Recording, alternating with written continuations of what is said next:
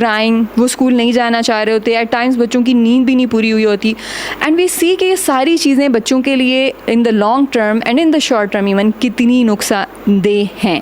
We don't realise it. हम अपने से ज़्यादा अपने एक छोटे से बच्चे के लिए अपने से ज़्यादा ट्रस्ट जो है वो स्कूल वालों पे कर रहे होते हैं.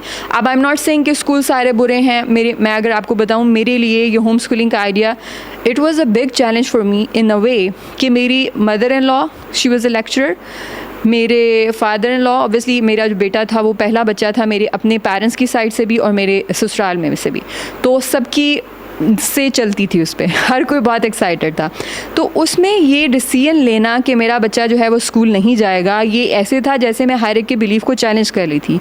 और उस पर सोने पे सहागा ये कि मेरी मदर और मेरे फादर दोनों के दोनों टीचर्स हैं, और हमारे घर के माहौल में school meant education and education meant school. So school के बगैर नो था.